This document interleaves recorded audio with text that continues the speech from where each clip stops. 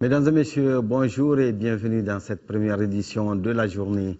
Deux nouveaux ambassadeurs ont présenté hier leur lettre de créance au président de la République par intérim. Il s'agit des ambassadeurs du Royaume d'Espagne et du Grand-Duché du Luxembourg. Le premier réside à Bamako et le second dans son pays, le Luxembourg. Ils viennent ainsi raffermir la coopération entre le Mali et leurs pays respectifs. Ibrahima Traoré, compte rendu. Résidence du président de la République, on accueille ce vendredi deux nouveaux ambassadeurs. D'abord, celui qui représente désormais le Royaume d'Espagne au Mali, avec résidence à Bamako. Il s'appelle José María Matres Manso.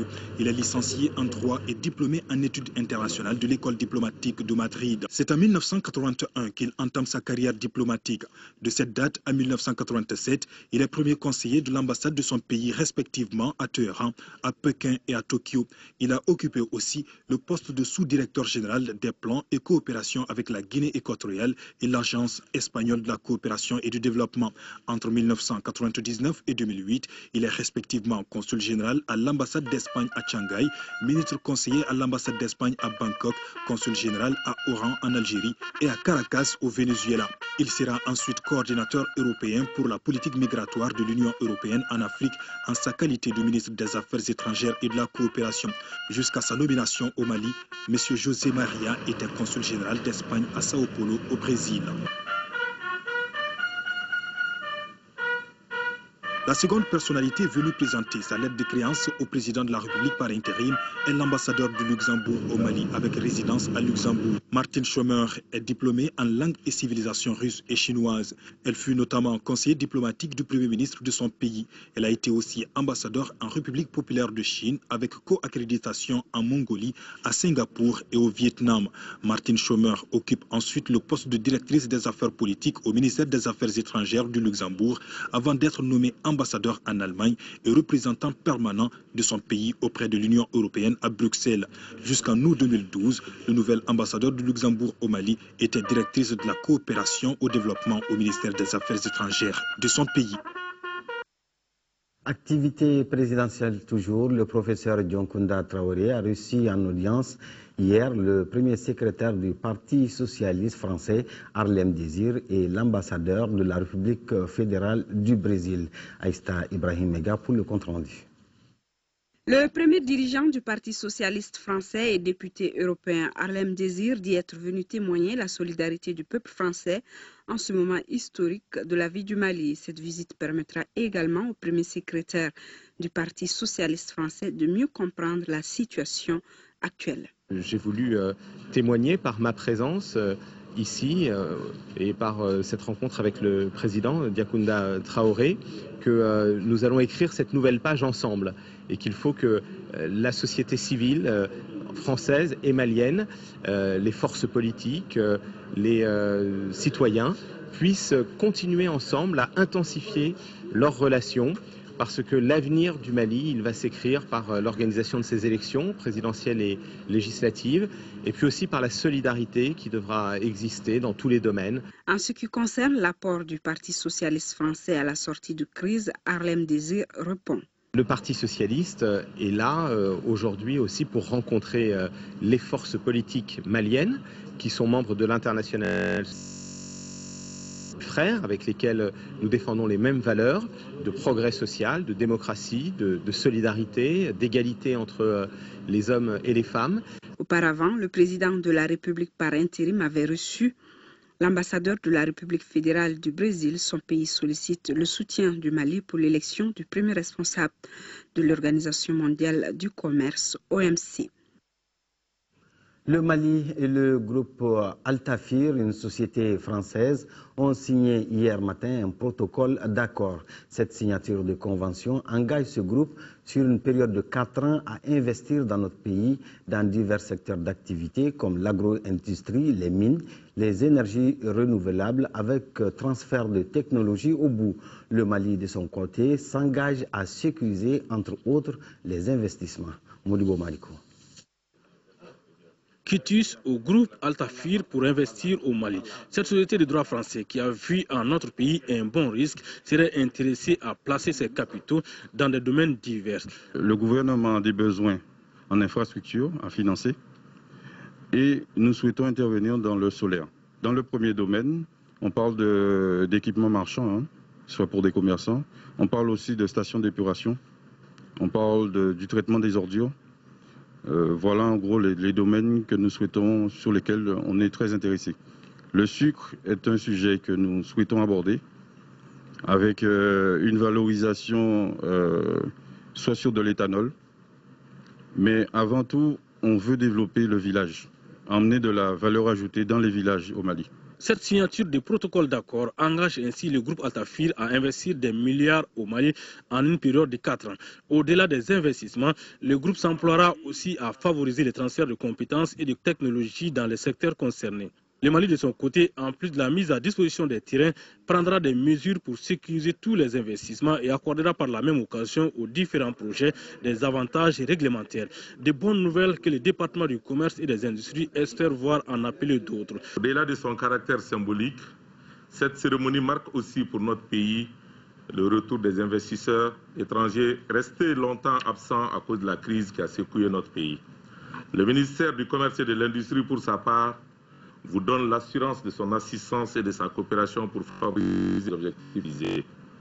Le groupe Altafir, j'invite d'autres investisseurs à venir explorer et exploiter les immenses potentialités d'investissement dont regorge notre pays, le Mali. Ces partenariats publics-privés, credo des autorités de notre pays, devraient contribuer dans les mois à venir à favoriser la création d'environnements propices au développement économique de notre pays. Un autre point contenu dans le protocole d'engagement signé de part et d'autre. Célébration de la journée mondiale de la médecine par la communauté turque vivant au Mali. C'était ce 14 mars au Radisson Blu. L'événement est organisé par le Collège Horizon à l'intention des parents d'élèves et des médecins. Le but de cette soirée était de parler du rôle des médecins et de l'importance de la vie humaine. Un reportage Fatmata Kone. Turquie vient de célébrer la journée mondiale de la médecine au Mali, une journée célébrée le 14 mars chaque année. Cela à travers l'organisation de ce cocktail, initié par le Collège Horizon à l'intention des parents d'élèves médecins et autres amis de la Turquie. Occasion pour les organisateurs d'évoquer autour d'une table le rôle des médecins, l'importance de sauver des vies humaines, entre autres. La journée nationale des médecins est généralement célébrée dans les établissements médicaux et de soins de santé. Moment privilégié pour reconnaître les contributions faites par les médecins pour la vie des individus et des communautés. Cette personnalité de la santé, qui veut dire que vous, le médecin, vous prenez une belle place dans le service humanitaire. La Turquie est un partenaire privilégié de notre pays. C'est pourquoi ce pays accueille chaque année beaucoup d'étudiants maliens. Nous souhaitons qu'au-delà de la formation des médecins, la formation au niveau du supérieur soit diversifiée et que donc la coopération s'élargisse, n'est-ce pas, aux autres domaines, en particulier de l'enseignement supérieur. En Turquie, les médecins sont regroupés en associations. À travers cette association, la Turquie a posé des actes humanitaires dans plusieurs pays africains. Autre réalisation, la remise des ambulances à notre pays comme contribution à l'effort de guerre. Au Sénégal, Karim Wade est de nouveau convoqué par la justice de son pays, mais cette fois-ci pour enrichissement illicite. Il a 30 jours pour justifier ses richesses. Ses partisans mécontents sont descendus dans les rues pour protester. Wade de nouveau devant la justice. Cette fois, et c'est une première, il était convoqué par la Cour de répression de l'enrichissement illicite. Le fils et ex-ministre de l'ancien président sénégalais s'est présenté devant un procureur spécial. Il lui a ordonné de justifier ses revenus.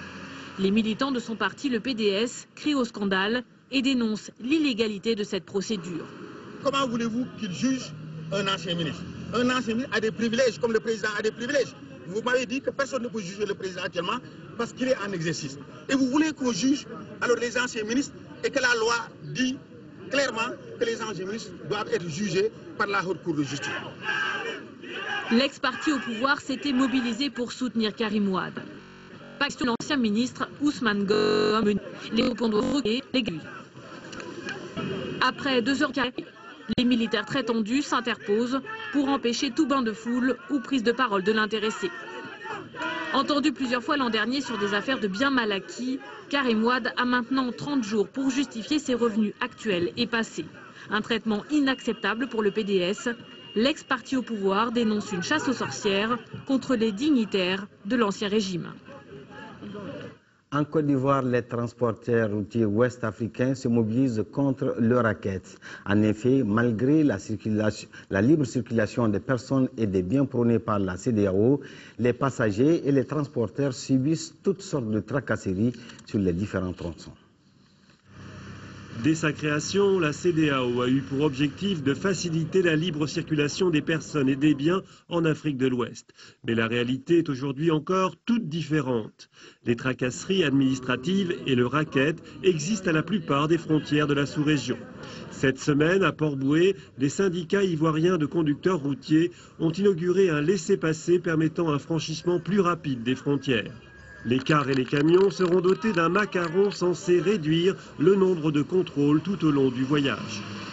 En Côte d'Ivoire, il y a 33 postes, 33 barrages qui sont réglementaires. En dehors de ces 33 barrages, il n'y en a pas d'autres. Mais la CEDEAO demande des contrôles au départ et à l'arrivée. C'est ce que nous sommes en train d'expérimenter ici. Dès lors que vous êtes dans le domaine de l'activité douanière, que nous constatons un cas de racket, vous allez rencontrer l'unité spéciale de lutte contre le racket des douanes. La CEDEAO se dit déterminée à réduire les tracasseries administratives et le racket aux frontières, car se déplacer dans la sous-région est souvent une aventure longue et coûteuse. Ils nous demandent de l'argent. Ils demandent les passeports. Ils contrôlent les téléphones, les ordinateurs. Ils te font sortir tous les papiers à chaque poste de contrôle. Et aux frontières, il y a 2 ou 3 heures d'attente. La corruption et les lourdeurs administratives entravent également la croissance et l'emploi. Elles empêchent de profiter des avantages économiques d'une large zone de libre-échange. La perception de l'histoire du conflit malien et ses conséquences sur le statut de la femme, c'est le thème d'une conférence débat tenue à la Maison de la Femme de Bamako. Elle est organisée par l'Association des juristes maliennes, AJM. Et selon la conférencière, les viols, les mariages précoces, les flagellations sont entre autres conséquences nées de l'occupation illicite de ces régions par les terroristes. Un reportage de Fademba Keita. Les femmes des régions du Nord sont celles qui ont payé le plus lourd tribut de l'occupation de ces localités par les groupes terroristes. Elles ont subi toutes sortes d'exactions, d'humiliations. Ces violations des droits de la femme ont poussé l'association des juristes maliennes à initier cette conférence débat qui a pour thème la perception de l'histoire du conflit malien et ses conséquences sur le statut de la femme. Les femmes et les enfants qui constituent les couches les plus vulnérables, ils sont marginalisés, violés, battus, séquestrés. Financée par l'Agence canadienne de développement international, cette activité s'inscrit dans le cadre du projet d'appui au développement de la justice au Mali. Le Canada accompagne le ministère de la Justice dans la mise en œuvre de ce plan d'action-là. Et ce PRODEJ comprend 3 composantes. Un appui financier au ministère de la Justice pour la mise en œuvre du PRODEJ, le renforcement des capacités institutionnelles des responsables du ministère, et une 3e composante qui concernait l'appui à la mobilisation de la société civile. Il faut reconnaître, et tous les Maliens le savent, que le conflit malien a eu des conséquences très graves sur la femme. Car ce sont elles qui ont été les premières victimes. Lors de ce conflit au nord, les femmes et les filles ont été utilisées comme armes de guerre. Les femmes ont été particulièrement ciblées pour exercer des violences sur elles, des viols, les autres formes de violence sexuelle. Pour les membres de l'association des juristes maliennes, il est impératif que les autorités mènent des actions pour que les femmes victimes d'exactions obtiennent réparation du préjudice moral. Les femmes de l'association souhaitent également l'implication de leurs sœurs au processus de paix entamé mais aussi leur participation aux instants de décision après la transition. Fin de cette édition, merci de votre aimable attention. Prochain rendez-vous d'info 20h. Bon week-end et bon appétit pour ceux qui sont à table.